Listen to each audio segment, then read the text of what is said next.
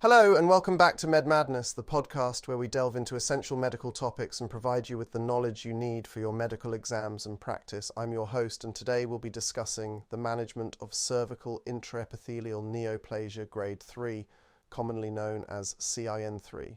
CIN3 is a high-grade pre-malignant lesion of the cervix that carries a significant risk of progression to cervical cancer if left untreated.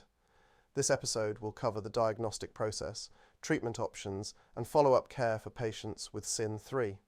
We will also discuss a brief real-life case study to illustrate these concepts. Next, let's discuss how CIN3 is identified. CIN3 is often identified during routine cervical cancer screening through Pap tests. Patients with high-grade squamous intraepithelial lesions on their Pap test results require further evaluation with colposcopy and biopsy. In our case study today, we'll look at a patient with multiple risk factors for cervical cancer, including early onset of sexual activity and multiple sexual partners. Next, let's talk about the diagnostic findings. The patient had an abnormal Pap test showing high-grade squamous intraepithelial lesions. She underwent colposcopy and cervical biopsy, which confirmed a histologic diagnosis of CIN3. This high-grade dysplastic lesion requires prompt treatment to prevent progression to cervical cancer. Next, let's discuss the treatment approach. For non-pregnant patients, the first-line treatment for CIN3 is an excisional procedure such as cervical conization, which can be performed using techniques like loop electrosurgical excision procedure or cold knife conization.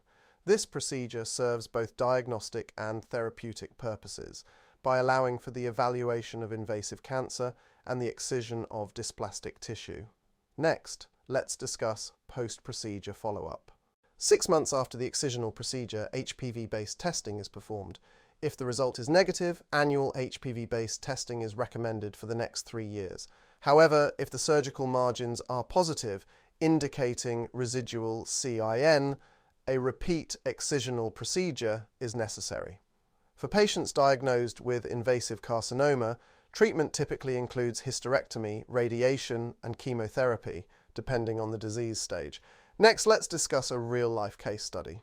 Let's consider a real-life case study of a 35-year-old woman named Maria. Maria had her first sexual encounter at a young age and has had multiple sexual partners. She presented with an abnormal Pap test showing high-grade squamous intraepithelial lesions. Further evaluation with colposcopy and cervical biopsy revealed CIN3. Maria underwent a loop electrosurgical excision procedure, and 6 months later, her HPV test was negative.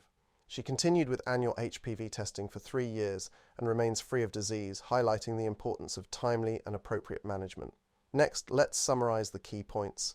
In summary, CIN3 is a high-grade pre-malignant lesion that requires immediate attention. Treatment typically involves an excisional procedure followed by careful post-procedure monitoring.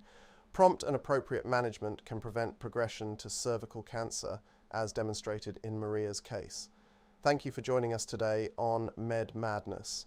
Don't forget to engage with our pre- and post-podcast quizzes and Anki flashcards to reinforce your learning. Stay tuned for our next episode where we will continue to explore critical medical topics. Until then, keep studying and stay curious.